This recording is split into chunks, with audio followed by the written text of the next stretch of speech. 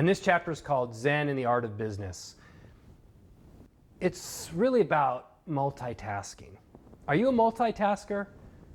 Do you enjoy multitasking? I mean, when you're on the computer or you on your phone and you're thinking about 5 things in the future, that's multitasking. But here's the problem with multitasking. When you practice being distracted, you become distracted. When you practice being distracted, distraction becomes your habit. So now, let's say when you're at school, your mind's going to wander because you practice being distracted. Or when you're on the playing field, your mind's going to wander because you have practiced being distracted. It becomes your habit. And now it's really hard to be totally engaged in the moment, to be emotionally connected to the moment. But you're never going to be successful unless you're emotionally connected to those moments. So here's what I suggest you do. You have to make it a habit about connecting to your moment. And one of the best ways to do that is have a trigger sentence like, be here now. So let's say this situation happens. You come home, you pull up to your house, you walk through the door, you got a bunch of stuff on your mind, and your spouse comes and he or she talks to you about their day, and all of a sudden your mind wanders back to the office. You have to say, be here now, and that will pull all your energy back to that moment.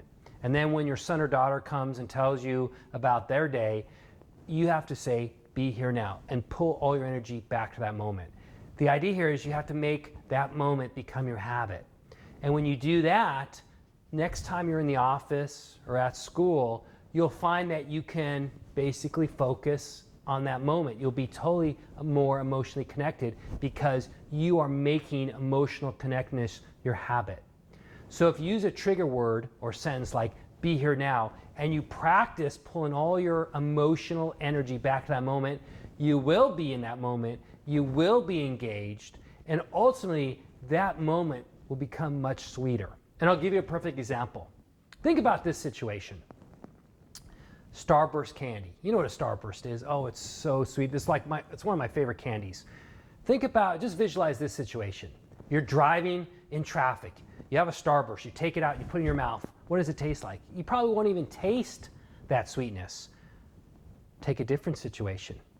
You're at home, it's totally quiet. Take the Starburst out, you unwrap it, you put it in your mouth.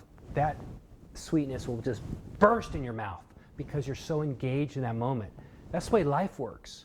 When you're so engaged in that one moment, life gets that much sweeter. So my recommendation is practice being emotionally connected to those moments, and your life will be that much sweeter.